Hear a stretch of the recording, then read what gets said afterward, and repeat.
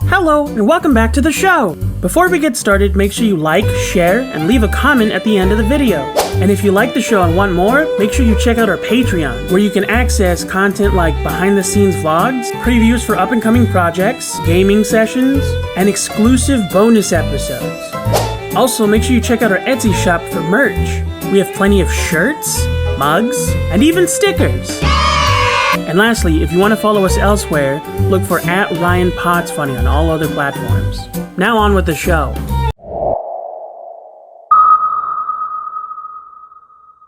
Hello, and welcome back to Reydar, the podcast where I am looking for new best friends. Today we have a wonderful guest, great comedian, recently got back into drawing. Yes. You mentioned before. Andrea Moore, right? Yes. Did I pronounce it correctly? You nailed it. I'm the worst with names. No, you're the best. How are you? I'm great. How are you? I'm doing good. I'm reeling a little bit from some anxiety getting off the freeway today. Almost got hit. It was crazy. And then that dude tried to blame me. He was like following our car, trying to get our license plate, like, I'm gonna report you. And I was like, you almost hit me.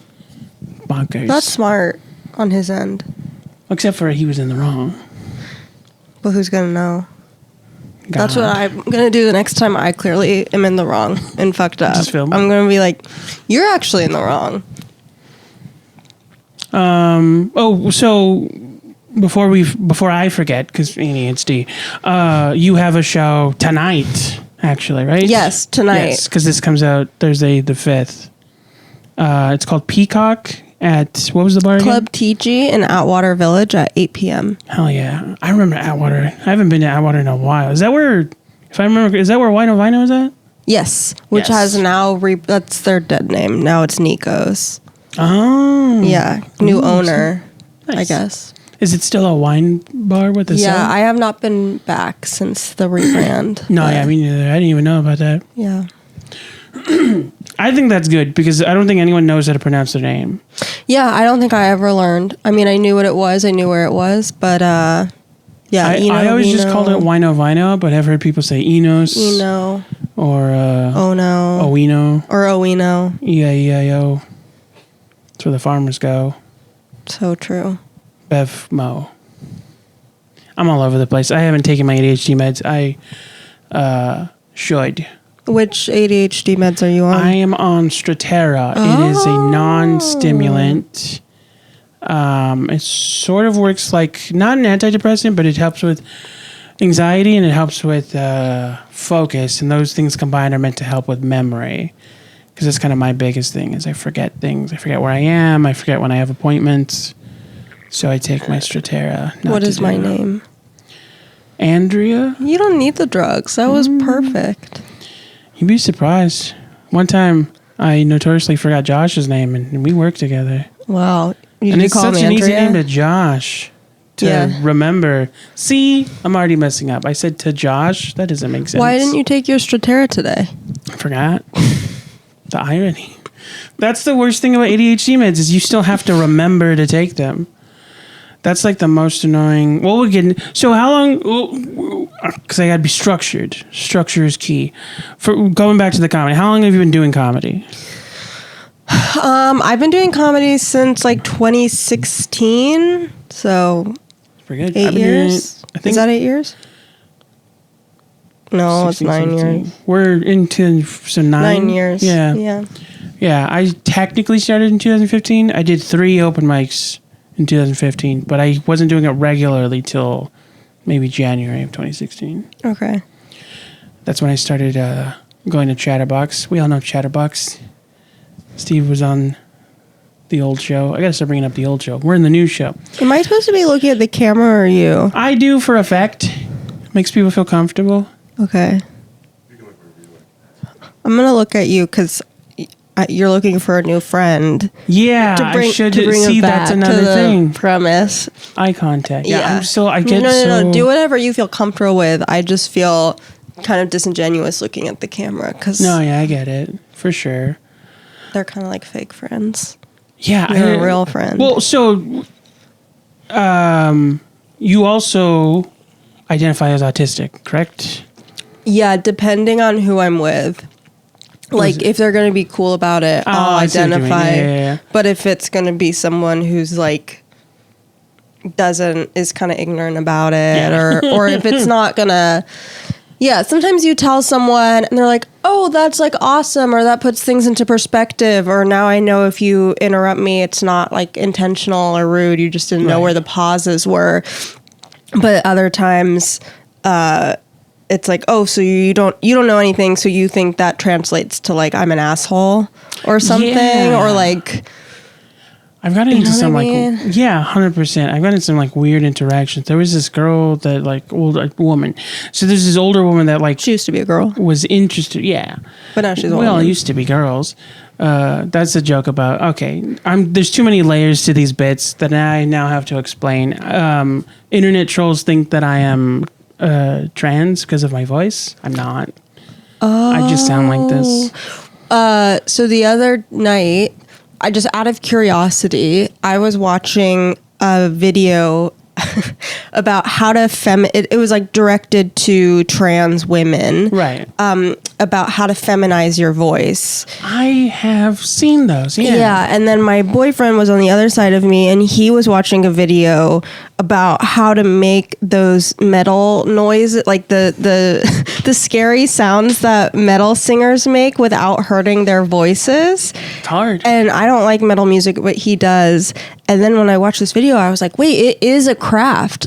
Like, maybe it's not for me, but the fact that those guys can do that for 45 minutes and go like even that, I'm going to have to be on bed rest. No, I have some experience with that. Not heavy metal or transitioning, but watching YouTube videos. Well, so I beatbox, and I'm also an aspiring like vocal artist, voice actor. So that's like what got me started. Was like I was trying to learn trades. One thing in particular, it sounds gross. It's called throat bass. It's like how beatboxers do like an electro like bass. Okay. You corrected me last time I said electro. What's wrong? Yeah, it's gross. It sounds gross. Essentially, like I'm growling with my mouth open. Can you do it? Like a... That's the sound my car was making on the way over here. Well, maybe that was just you. Maybe, in the back seat. You don't know. Yeah. But yeah, so I have a very soft voice, and so that took a lot of getting used to learn. What's happening is your vocal cords are like rubbing against each other while you push air through them. And so, to be honest, not to be gross about the throat bass, but the first couple times I did, I was bleeding. Yeah. If someone had found out that I was doing that, because I was like 14 at the time, they probably would have recommended that I'd stop. Wait, where were you bleeding from? Like it was coming out of your mouth? Yeah, like I would do that, and then the next time I like had to spit, there was a little bit of, not a lot. It wasn't like profuse, but it was like and you kept blood doing in my spit. It was a craft. I was hyper focused. But it sounds like it was a craft you weren't good at if you were bleeding. It's a thing. It all. But that is very metal. I mean, I can't say that everyone's had this experience with it, but it's a thing that people with softer registers and voices have to deal with when learning with specific. Like, I tell people who know that I beatbox have asked me about it, and if I hear that their voice is also soft, I tell them it's like you might bleed a little bit if you're, you know what I mean. So you have to take care of your voice. Can't do it every day. You try it for like a few minutes at a time, and then you don't do it for a couple days. Otherwise, you will fuck up your voice. I'm so upset hearing this. I'm so sorry. Because before we were recording, you were talking about how you do balloon animals. Oh, yeah. That's a much nicer hobby to me. Yeah. Because when you bleed doing that.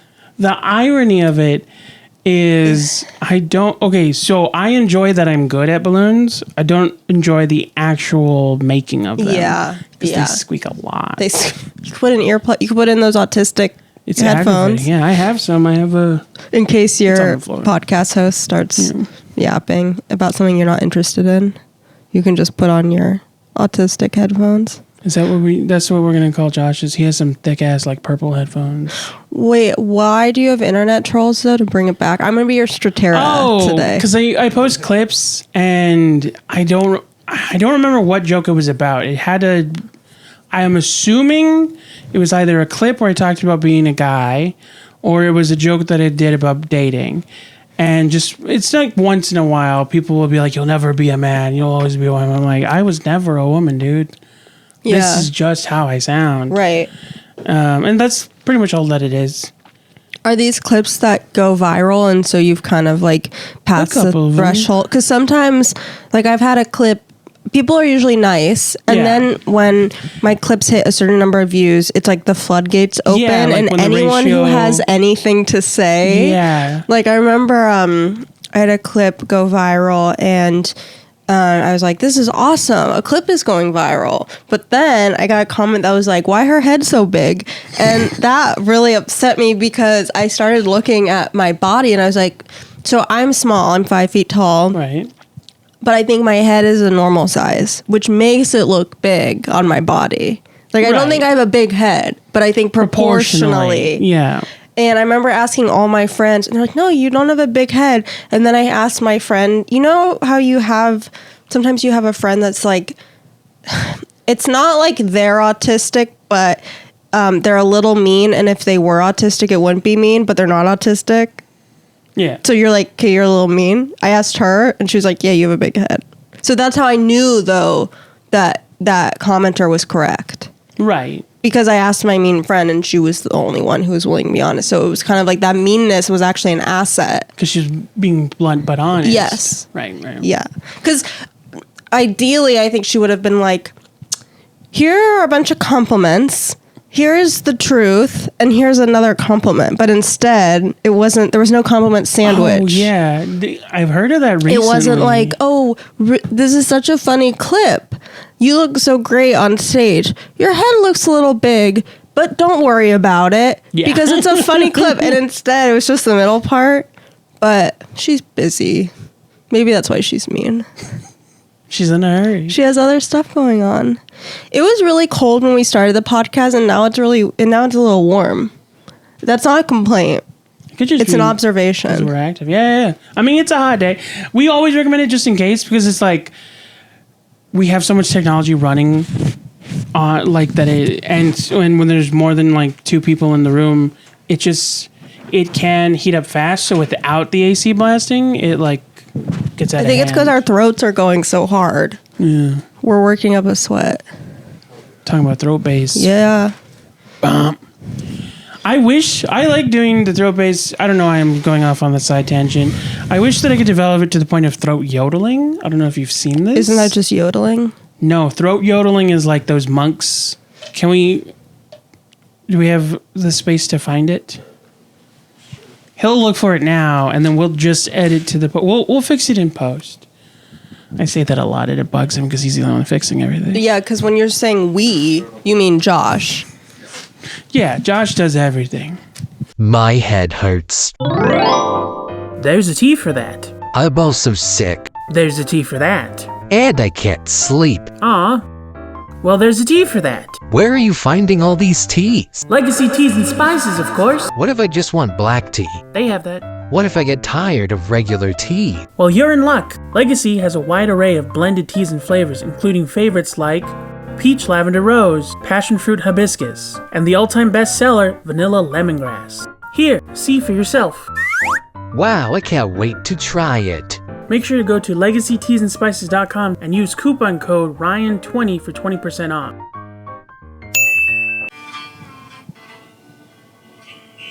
Yes, I've seen these. So that's throat yodeling.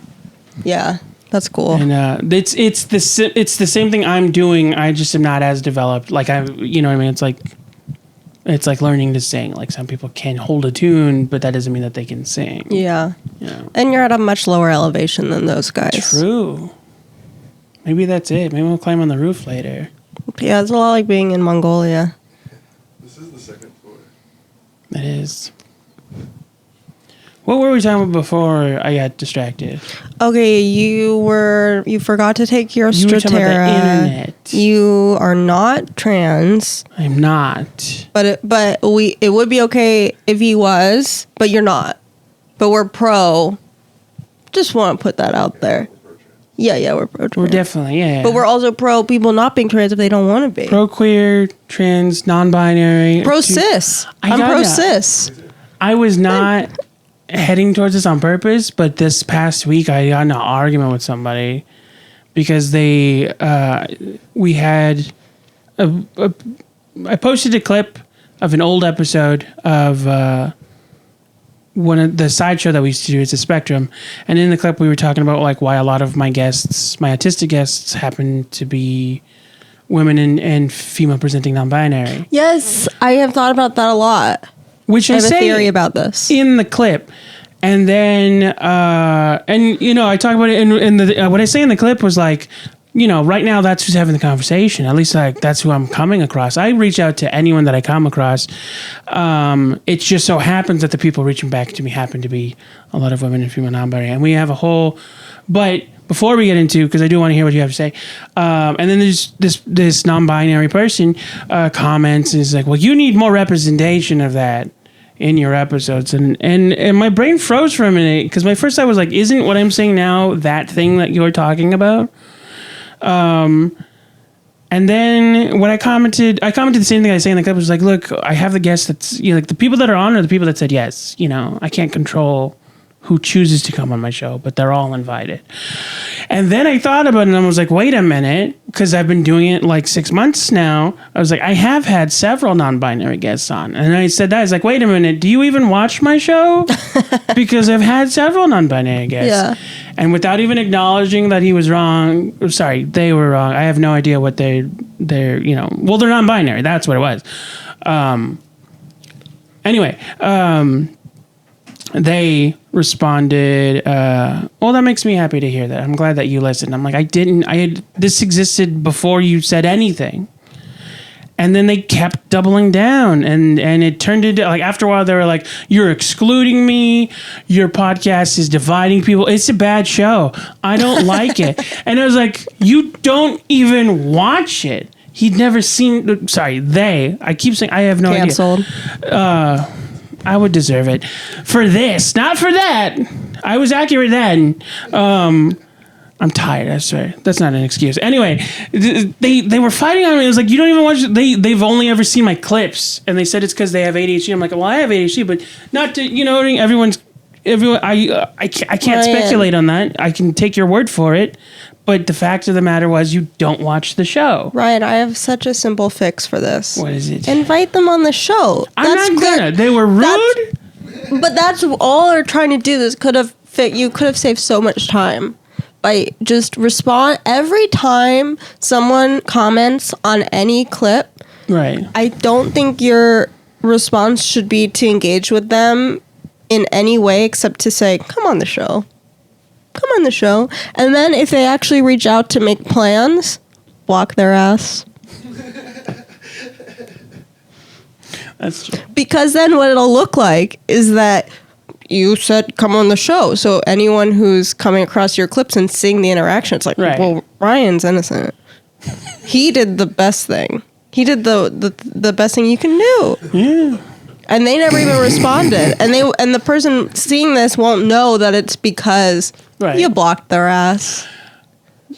That just reminded me, because at one point I was like, you don't even follow me. That's funny. Let alone watch the show. Also, they're probably 14. They looked like their profile pic seemed to be that of an adult. But regardless, and they might have just been trolling me. Classic thing a 14-year-old would do. But the funny thing was, I said, you don't even follow me, let alone the show. And they were like, I follow you. I follow everyone that's been on your show because I follow the show. And it's such an easy thing to verify because this was on Instagram. And on Instagram, not only can you see whether or not someone follows you through their following list, but if you go to like the 3-dotted button to block them, it also says remove as follower if they follow you. I gotta stop doing that. They not only didn't follow me, they didn't follow anyone except like one of my guests who they were actively arguing with in a separate comment stream. And it was just funny. It was, they were grandstanding and like, what's the word? Doubling down the entire time. And then like 2 days ago, I saw another post that was like, it's really disappointing that I've lost 2 friends. I'm like, we weren't friends. I don't know who you are. It's crazy. Yeah, but your whole thing is that you're looking for friends. Not that friend. With this attitude, you're gonna be doing this podcast for a long time. Let's hope so. Please God. We'll fix that in post. All three of us. High five. I don't know if you high five. I do now. Hell yeah. Okay, I don't remember what else we were talking about. Throat go. Throat go. Throat go. Someone's gonna cut small snippets from this episode. Good. That means people will be watching it. I love the idea of having people. You said something a second ago. Oh, my trans theory. Oh, yes. This is going to Right, yes, Okay, you had a so theory. I think that there are a disproportionate amount of people who are non-binary or trans who are also neurodivergent because neurodivergent people are less likely to mask or be more open to the idea of like, Yeah. you know, and I think a lot of people who are trans but aren't like as open about it, it's like they maybe have more of a rigid idea about okay, I'm like so self-conscious about this being taken out of context now, but I've noticed that. I think Well, actually, if this puts your mind at ease a little bit, that is something that's been statistically acknowledged. oh, okay, see, See, it's fun when you're being affirmative Yeah. to the camera. That's what it's for. But no, yeah, the statistics have shown that they lean more likely to make those choices. Not that it's a choice, you know, but that they're more open to that perspective and that eventuality than non-neurodivergent people. And I personally believe that it's that when something logically either makes sense or doesn't make sense, it's just so much easier to just be like, well, yeah, no, I could just do that. yeah, thing. yeah, Like, I don't know, you identify as pansexual, and part of that was just me being like, I found myself attracted to somebody who was like, well, why is that a problem? I found myself attracted to like I had a brain fart right Are now. you awake? I'm here. Okay, because I'm here also. Yeah. So you need support, or you need someone to be like, wake up. Sometimes. That's me. Yeah. What a friend would do, in other words. Always trying to bring it back to the conceit of the show. Right. It was a thing where like I developed a crush on somebody who I later found out was trans, and that just like was a light bulb moment in my head of like, yeah, there is no the things that are considered major differences. I want to make sure I'm phrasing this correctly. Like they're all superficial and societal construct. Like the idea that certain aspects of existing as an individual are constructed by how like society is just perceiving it at that time means that can constantly flux. Mm-hmm. And if it can constantly flux, then holding rigid to the old stipulations is not necessary. That was like, at least how it felt for me. And then that's when I decided. It felt weird because it didn't feel like an epiphany kind of a thing. It more just felt like it was like, okay, now I know the rules and I know which ones I do and don't have to follow kind of a thing. What happened with the person? I mean, nothing ever came of it. It was like, I think I just thought that they were very attractive, but we didn't talk much. And then like they worked at a place that I frequented, and then I stopped frequenting that place because it closed down. Wow, so it all worked out in the end. Yeah. That's a real love story. Oh, I'm so sorry. Did you watch the tutorial about how to do that, or did you No. just Tutorials. I'm sure there Well, are. for like proper and improper, you It's just know. funny to like crack your neck so spastically. Yeah. There's a way to do Yeah, where did you study No, just to learn how to do that? my dad used to walk up to me when I was a kid and just crack my neck. Oh, no. Scared the crap out of me, to be honest. Yeah. Because he didn't say anything. He was just like, ba-ba! And then, He was trying to get rid of you, and you started to And I build just- up your collar. Yeah. cracking You're it like, I'm myself, here yeah. to stay. it was like a mini Vin Diesel. I mean, you have microphones. What else is going on? Or what other questions do you have? Or do you want me to ask you questions? You know, that's an interesting aspect that I did not intend on, but has developed where, like, I can when the ask you conversation questions if you lasts long want. enough, people have questions for me, Yeah. which I enjoy. I have 'cause questions. It leads to the whole. So, yeah, if you have any questions.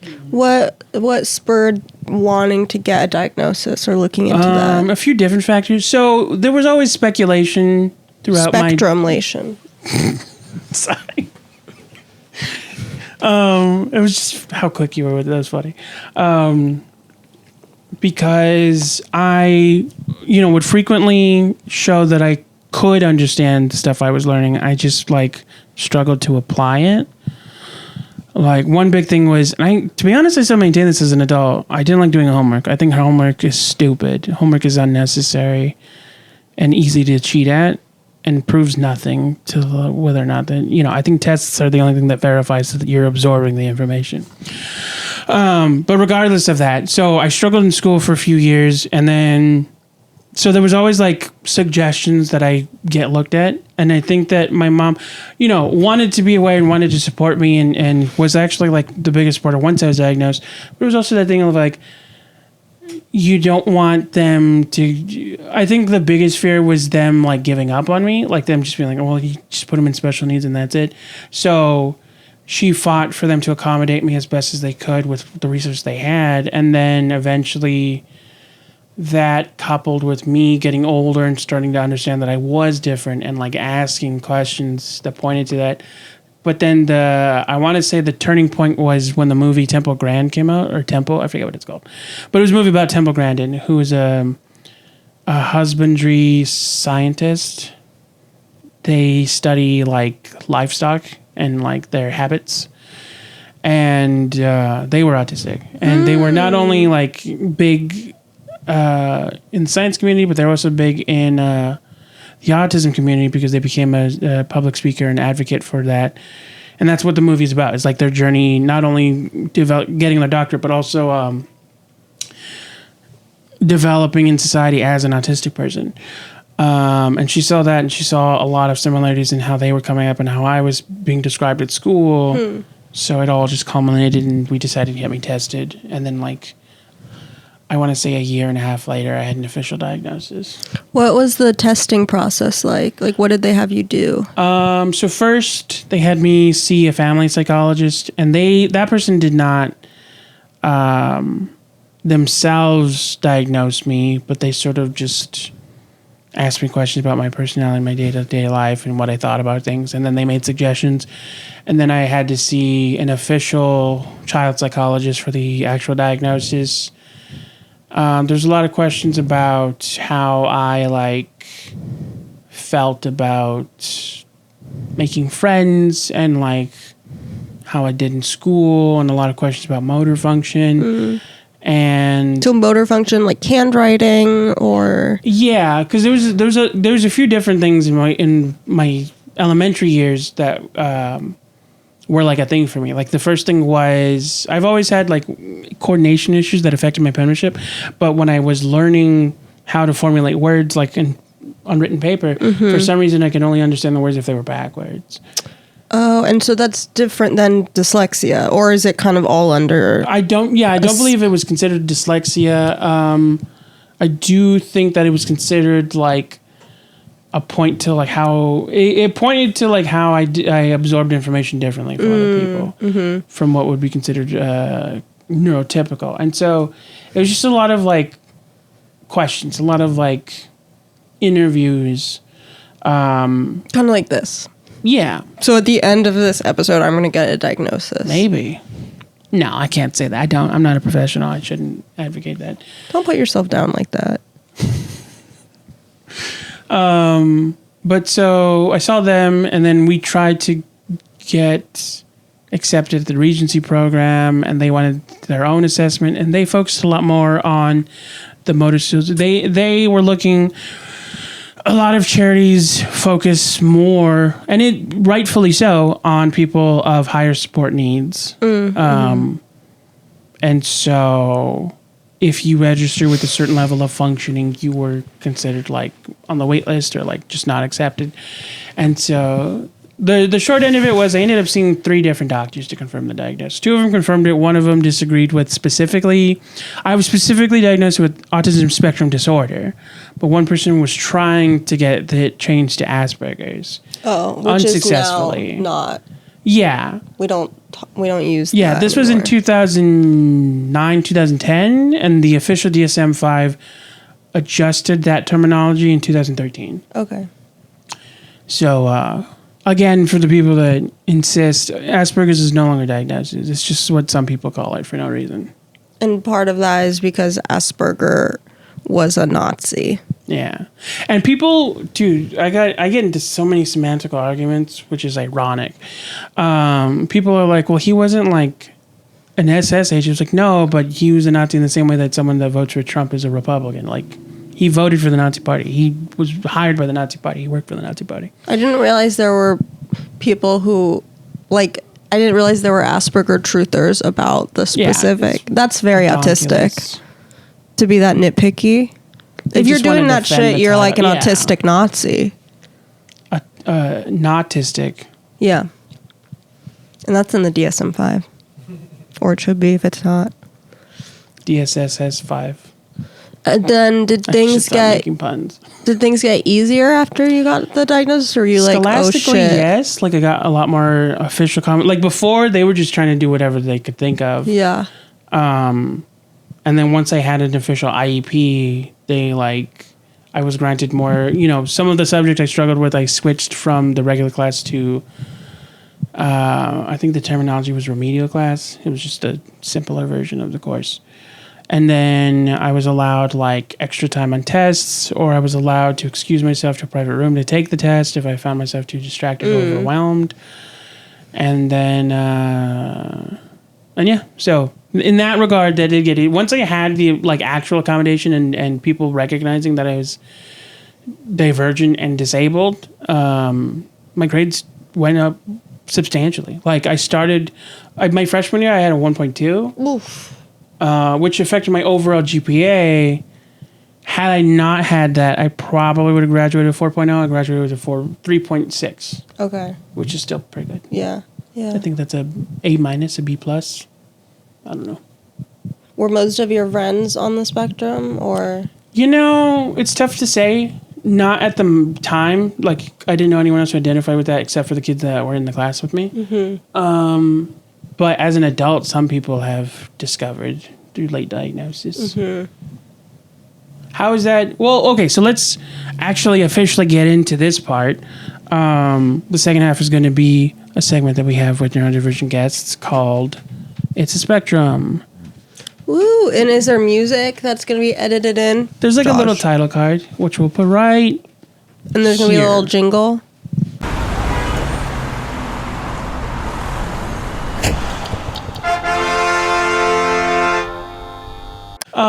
Okay, so now that we're actually in the official autism portion of the episode, it is my turn to ask you all of the questions you asked me. Oh, God. Well, first, can you share a little bit about your journey with, because you're not, the way you described it, and I don't want to speak for you, but the way you described it before the camera was you technically, it's been suggested to you, but you're technically not officially diagnosed? Yeah, because I'm not in school, so I don't really need is it IED? IEP. IED isn't. You eat what? IED is something you were step on thinking that it. blows up. Yeah, improvised explosion device. Yeah, so I don't have one of those, and I don't have a UTI or whatever you just said. All the acronyms. But yeah, my dad is definitely on the spectrum. I have a joke in my stand-up about how my dad is autistic, but my mom is not. So according to the Jewish tradition, I am not autistic. That's funny. That's And then hilarious. I talk about how it took my mom and I a long time to figure out that my dad's autistic because he's also Israeli.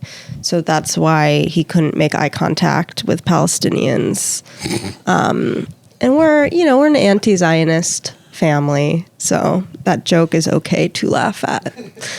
And he's just very, very spectrumy. I think I have a lot of flavors of it, is how my therapist described it to me. But Flavors? yeah, well, she uses that more for OCD. She's like, I think you have flavors of OCD. I mean, there's so much overlap. I was diagnosed with ADHD in 7th grade, and a lot of women are I do think I have ADHD, but a lot of women tend to be misdiagnosed because they're so good at masking. Right. So women who are autistic often get an ADHD diagnosis.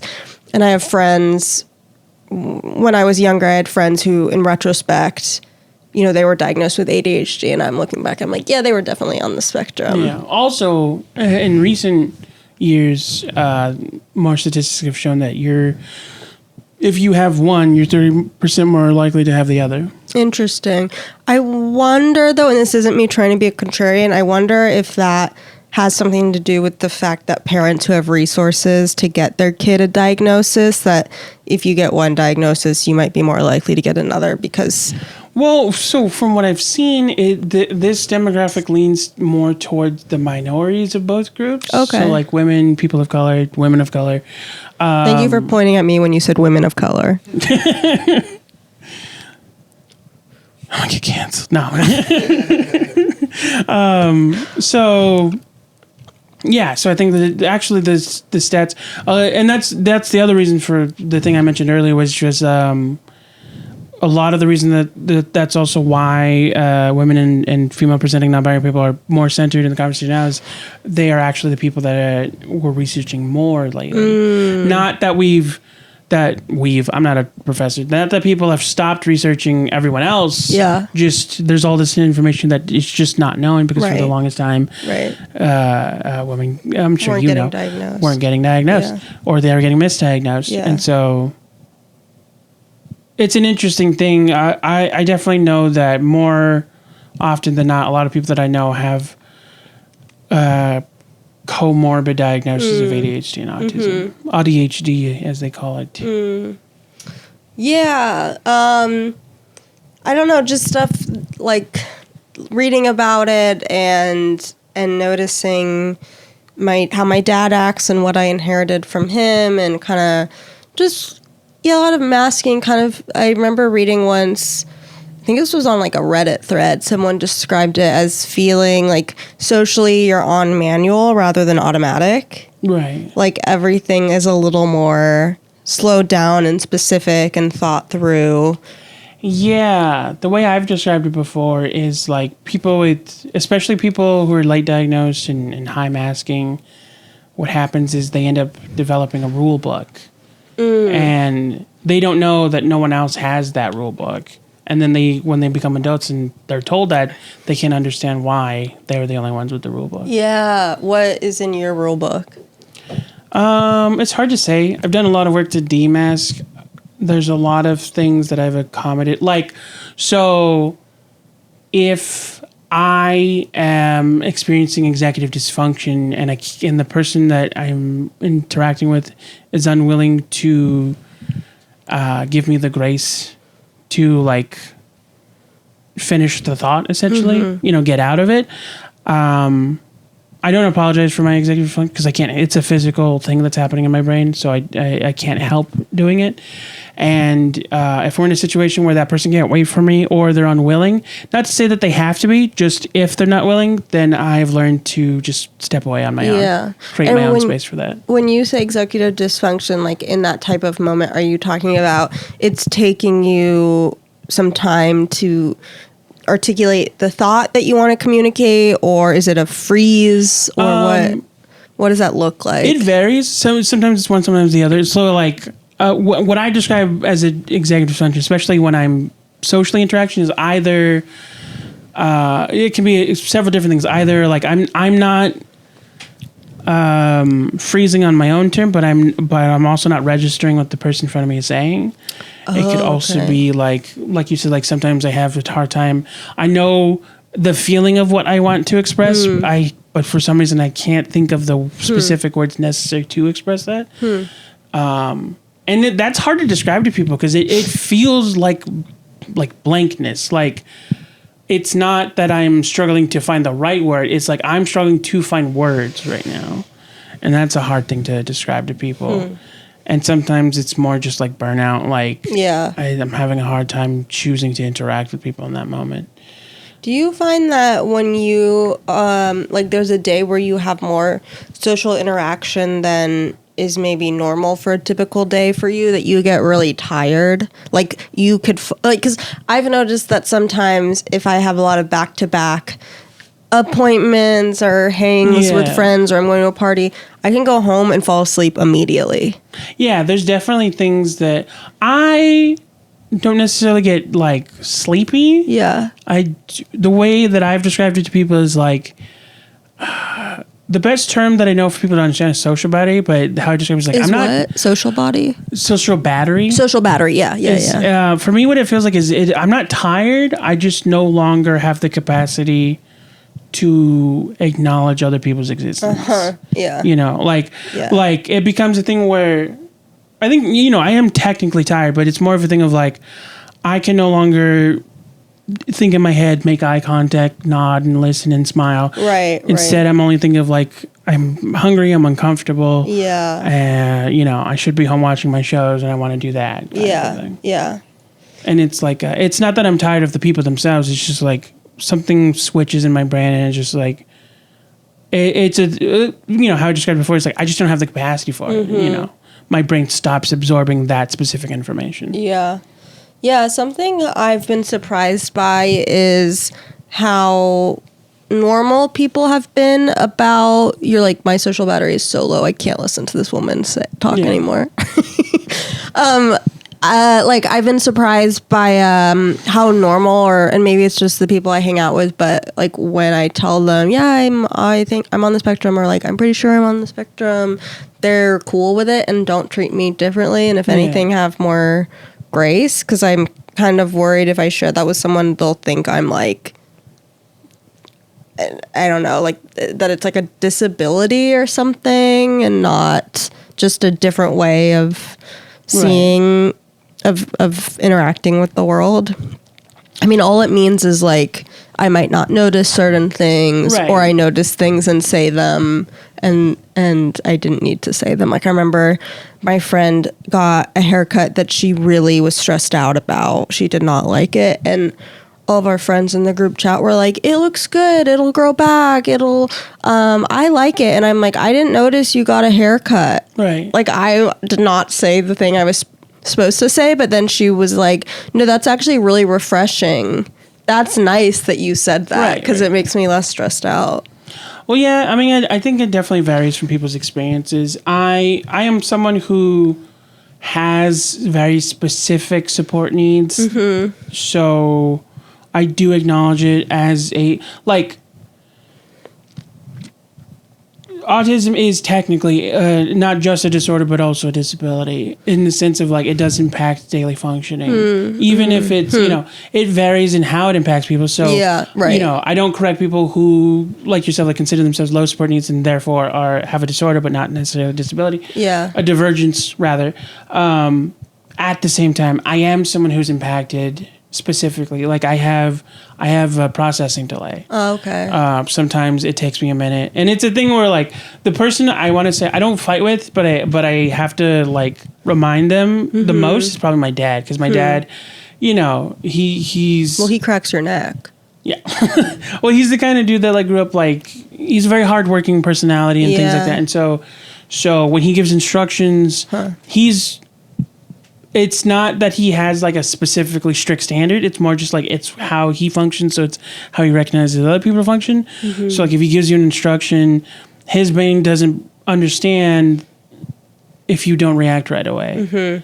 In his head, he wants to make sure that you heard what he said. And so that contrasts me, because sometimes I need a minute.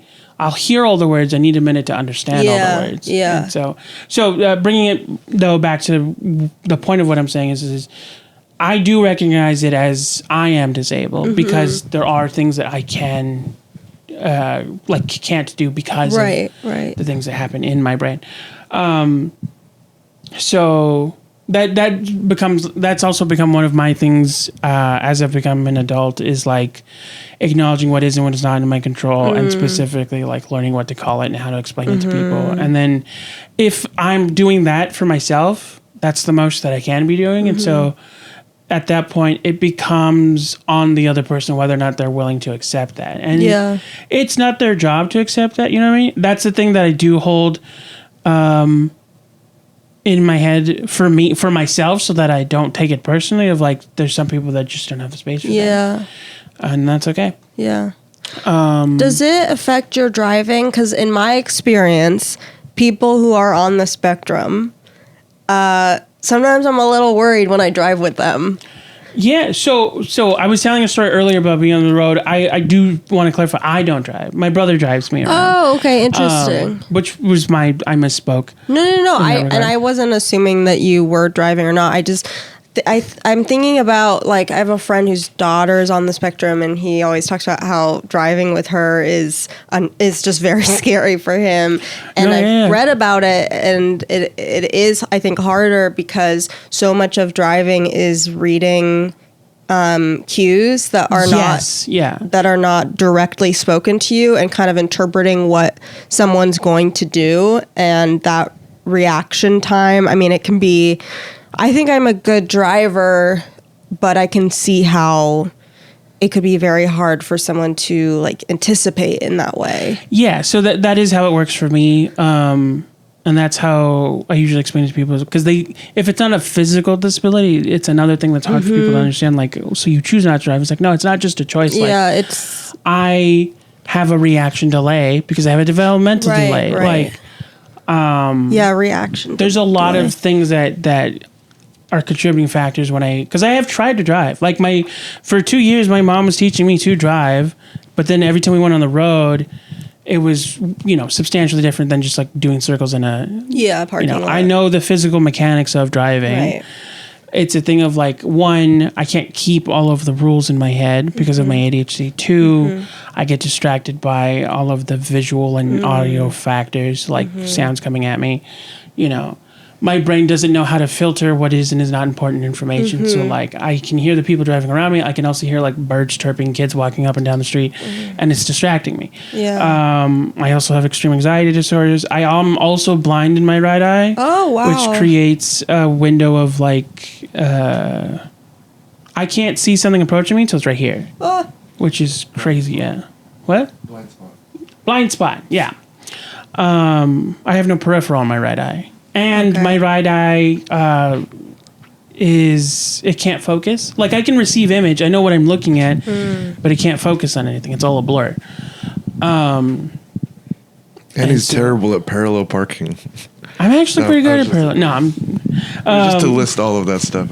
So all of that combined is like, it is not safe for me to drive. Yeah, or for me to be on the road with you. Exactly. It's like Thank literally. God you're not driving. Thank you for not driving. It's on behalf of everyone. You're welcome. No, yeah, you've done a huge service. And it's become, it can be a frustrating thing for other people having to take me, but it's also like it's like you're alive because I'm not on the road. Yeah. So it's sometimes there are some instances where I have to accept, like, they're not going to understand it unless they go through. Yeah. If they can't see. And I will say that's why recently there's been this trend on the internet of making POV videos where people try to visually represent what it looks like. And I don't know who the artist is, but I'm sure it's easy to find on YouTube. But it's the POV of an autistic person walking through the mall. And I'd love to see that. They have, like, the camera gets shaky in some instances to represent their anxiety. Some things get brighter, some things get dimmer. The sound fluctuates. Yeah. And if you see that video, that's how it is when I drive. It's like it's a physical impediment. For some reason you're driving through a mall, so that's scary. That's how bad it is. Yeah. Real Blues Brothers vibes, which is a fun reference for me because Dan Aykroyd is autistic. Really? Oh, right. I think I knew that. Yeah. Yeah, it's so... I think it's so good that we have the language now to describe those things because, I mean, imagine having that 20 years ago and not, like, having those, what do you call it? those things, that way of experiencing the world, and people are like, just drive better, just do the, don't do that thing. So It'd be really maddening, and I'm sure would create a lot of shame. And like my dad, I never learned the tools, so I feel bad for people who either never got a diagnosis or didn't grow up in a world where there was that understanding. I mean, there's people that, when I talk about how things are getting better, but they're not done evolving, I'll get people like that are in their 60s and 70s that grew up in times where, like, more often than not, especially if you were coming from a family of money who could afford it, you were just tucked away. Yeah. I mean, I think about that a lot when I was watching Love on the Spectrum. Yeah. They're all the houses, they have to really do a zoom out pan to show how much house there is. That show frustrates me to no end. I can't consume that show. What are your issues with it? I found that mall video real quick before you guys dive into that. Oh yeah. It's made by the National Autistic Society. Yeah. They did a bunch of videos. Oh, I just go.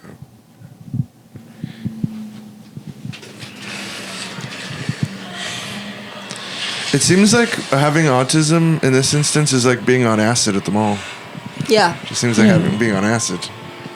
Well, how I describe it usually is like when I do drugs. This is my personal theory about autism, is that the flashes. It's a processing disorder. It's a thing of, like, the brain doesn't know how to triage what stuff it doesn't need to pay attention to, so it pays attention to everything. Yeah.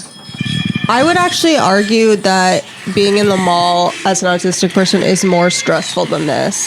Yeah. Because I mean, there's no real way to convey sensory This things. is the closest they can do with a camera and a mic. Because it's like those things are all stressful that it's showing in the video, but in my experience, it's like there's so many of them at the same time. So it's like really colorful bags, the sound of change, and a dog, and a person walking at you that turns left as you turn right, and then you're doing the dance where you're trying to get past each other, and someone coming up to you and saying, do you want to try this perfume? So it's like all those things by themselves are they're overwhelming from a sensory perspective, and it's simultaneous. Yeah. That's kind of the thing that they can't convey, because if they were to do that in the video, like, it would just sound like outside noise. Yeah. And that's the thing, is like other people, they just hear mall noise, and so their brain blocks it out. But autistic people, they don't know how to do that. Maybe a better way to do it would be to have like one of those like walkthrough exhibits, and you have like a bunch of videos playing individual things really loud at the same time. Yeah. And you have to walk through it. And you're just like, all these like noises are all playing it everywhere. The other thing that kind of sounds fun to me. I don't know why that reminded me of those old sensory books. Like if in the image they're talking about sand, and then there's like sandpaper on the page so you could feel it, and you're imagining what it's like. And so each page was something like that. One of them had leather, and like you're rubbing a seal. One of them had a dried plastic shell, and that was supposed to be like a... Oh, I do know what you're talking about, like those kids, like texture books. That's what that reminded me of. Right. And they used to have us do that in kindergarten, but the page you got depended on your letter in the alphabet, like in alphabetical order of the roll call. And I was at the end, so I always got sandpaper, which was really fucking annoying. I used to love those kids' books that have like a hole cut out through the entire book, and like it turns into a different object on like every page. Yeah, those are fun. The caterpillar. Is that what that is? That's one of them. Oh. The caterpillar. Or like the fuzz on it. The or hungry something? caterpillar is what it was called. Right. I remember that.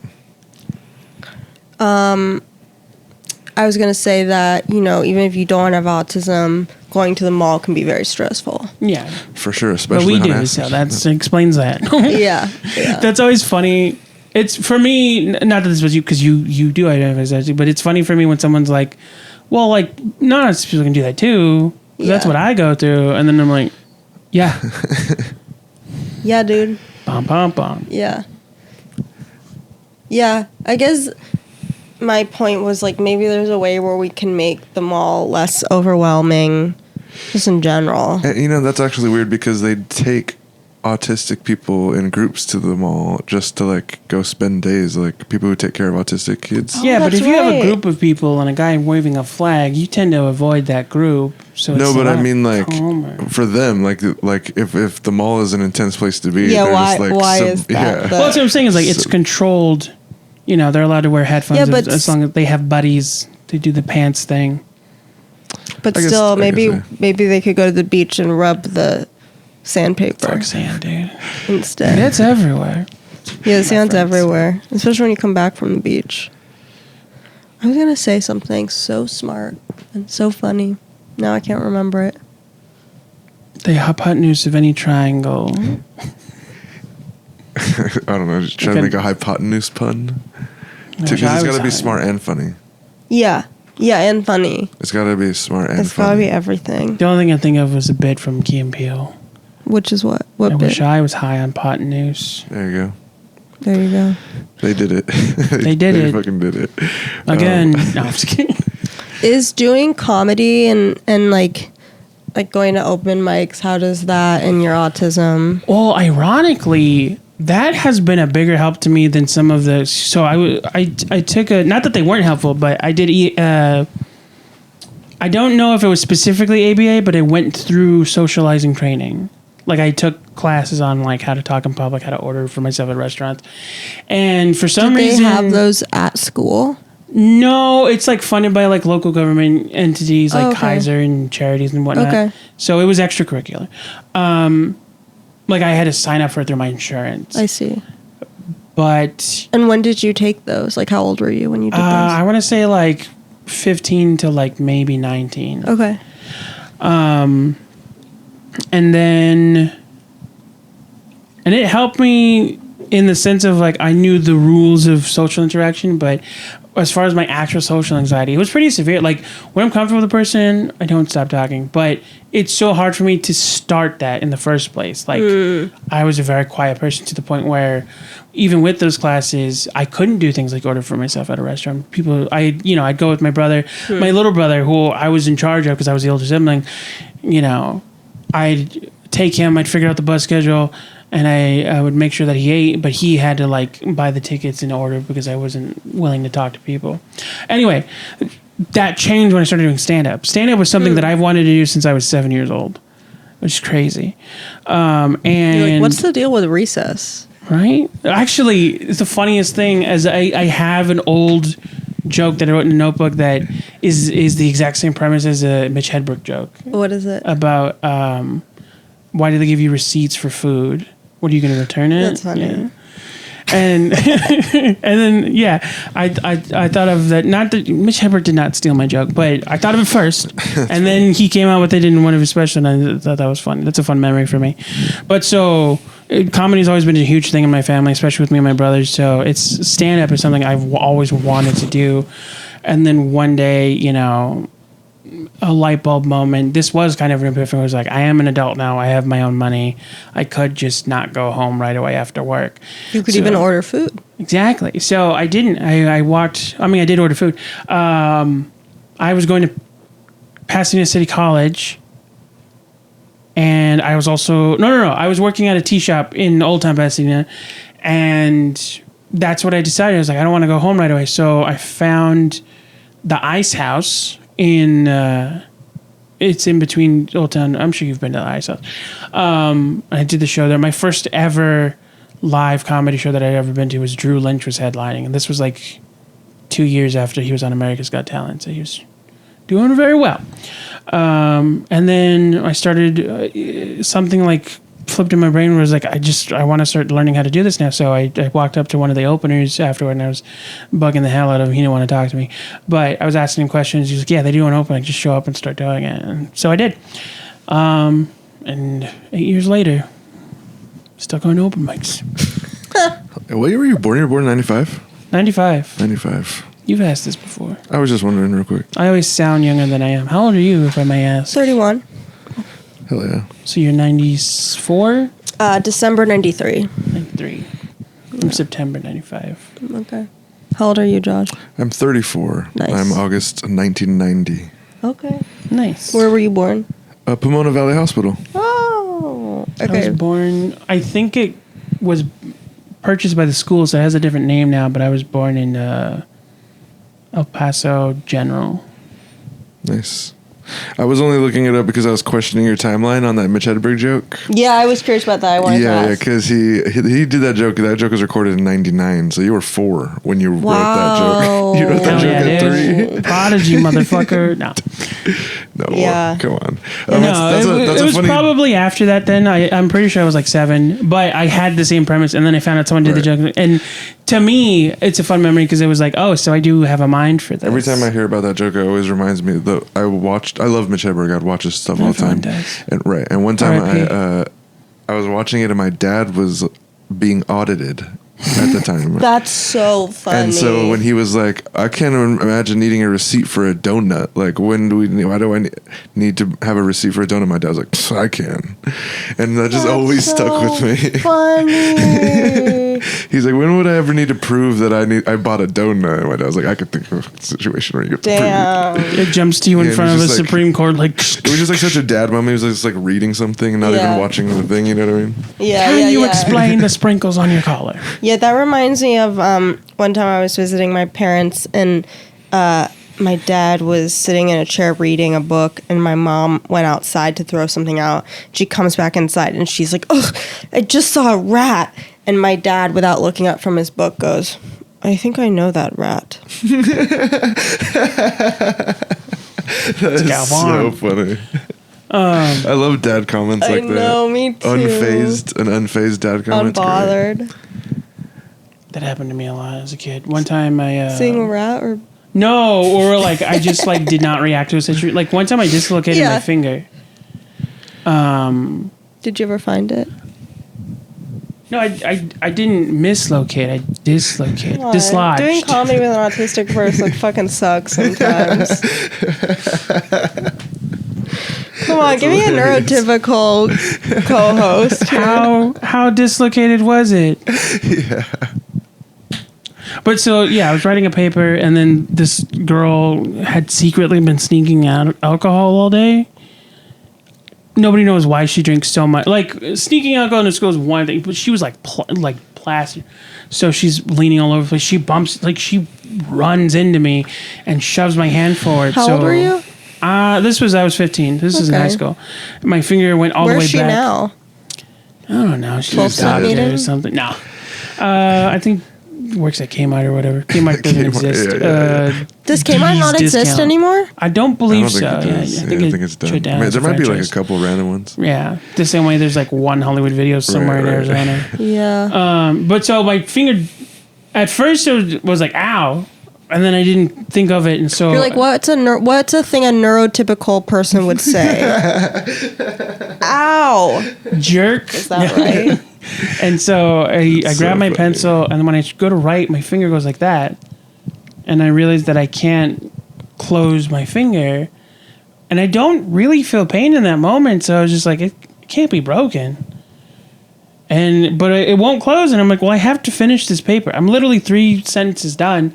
I never do homework. And the one time I do my homework, I dislocate my finger. So it pops in my brain. I had watched this weird Disney movie where this blind kid like broke his arm, dislocated his arm. So I was like, could it be dislocated? So I put this down real quick. So I was like, all right, I'll try it. And I go like that. And then you just hear a loud. And it turned out that I had dislocated my finger. And then I go like this. And it hurts more, but it's functioning. So I finish my essay and I go. So you fixed it on your own? Yeah. Wow. There's a lot of moments like that. I was a very clumsy child, and I just got used to I'm impressed by you like avoiding a hospital visit or copay at the doctor's office by just doing it yourself. Apparently, it's not that hard. Was everyone crying? No, I'm just kidding. Imagine. You should. I mean, if you dislocate something, you can pop it back in. That's a normal thing. You Yeah? like extend it and then you can reset it. Huh. Yeah. Damn. This other time was another popular story I've told before. Right, you're the guest. Oh, you were talking about how comedy like you like it's helped you talk to people, and you've been wanting to so do it. that's like the thing is just like we gotta now, get you like a thing, like a post-it on your forehead that I says still get- "Take your Stratera," so that way if you just go to the bathroom. but now I have to remember to write the post. No, but it's like you tattoo it or something, like how people tattoo left and right on their Memento. hand. Yeah, you're just Yeah. gonna have a memento moment every day. So Yeah. what would that Christopher Nolan film be called? It'd be called "Take Your Stratera." Dysfunction. Yeah. You named the movie "Take Your Stratera." How so funny would remembers that be? To take the Stratera. And then you can't remember He the has title. to write that parody. Instead of Memento, it's just called Dysfunction, and you wake up and it says "Take your meds here," and it says you have a doctor's appointment 2 weeks ago because you forgot. It's just the average life of a 85-year-old person. Yeah, true. Just write Badass everything 85-year-old down. all those I know. tattoos. How funny would it be you go to prison, tatted up, like sleeves everywhere and everything, and then they look close and I'm like, is this just reminders? This is just your daily journal? Terrible. But yeah, so that sort of fixed my social anxiety. I still get anxious, but I can like Yeah. quelch it better. Quelch. I don't know if that's the right word. Quench your Quench. thirst. Quelch. No, quelch is like when you have a heated blade and you dip it into oil so that it hardens without cracking. For sure. I do think that analogy applies. I just don't know how. But we're already past an hour, so we'll never know.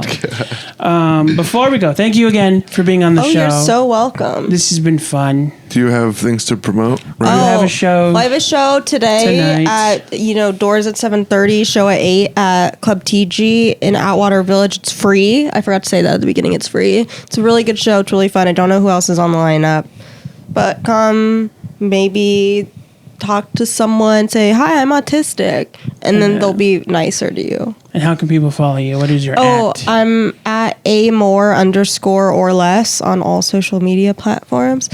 And I post funny stand-up clips, so you should follow me. Hell yeah. And then we do this little game at the end of the show where to set up the Patreon, we roll the die of destiny in the tray of intimacy. Do I get to roll it? Yeah, it's for you. Oh, fun. And should I roll it on the table or on this? On this. Okay. A 2. All right, so that's a tier 2 question. Pick at random here. So, the question of the day is, if you were a superhero, what would be your kryptonite? So while you ponder that question, let us know in the comments if you want to answer the question. Make sure to follow us on Patreon. We are all our pages are at Rian Pod's Funny and something about Reydar. I need to think of an exiting line. Have a good night.